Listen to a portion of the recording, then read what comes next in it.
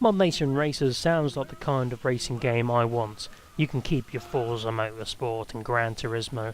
I'd rather fly around tracks at ludicrous speeds, throwing a variety of different power-ups around the track in a manic dash to first place. On paper, Modnation Racers sounds like it would be a hit with the public.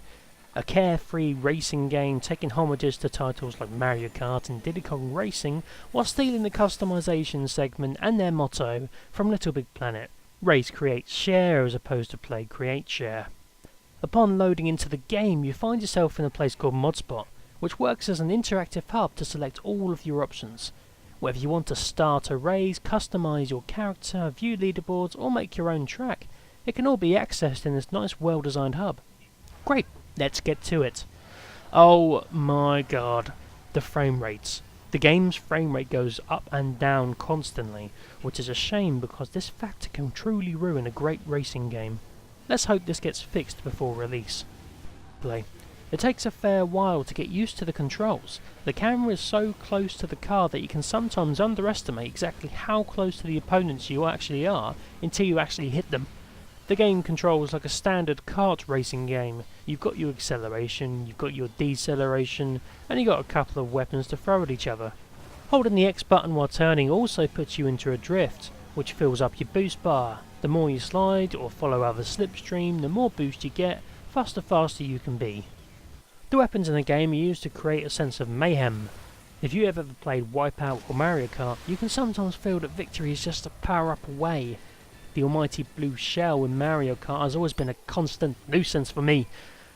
Modnation Racers uses the same formula. However, in the beta there are very few weapons you can use, but they can be upgraded if you pick up another power-up box. The weapons are generally successful when hitting what they aim for, generally because there's not much skill required to aim.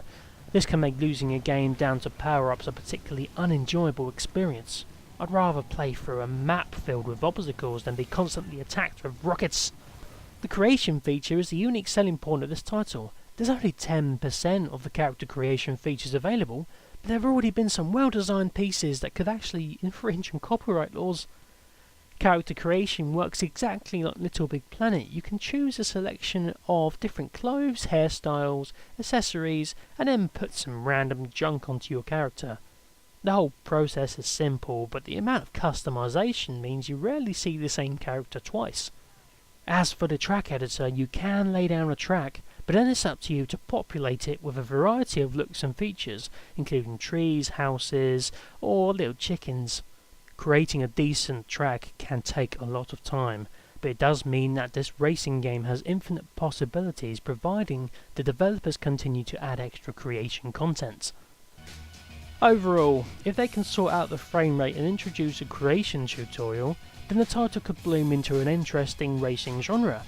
However, with Sonic Racing coming out so close to the release, it could be a difficult game to sell when an established franchise with similar gameplay mechanics is just right around the corner.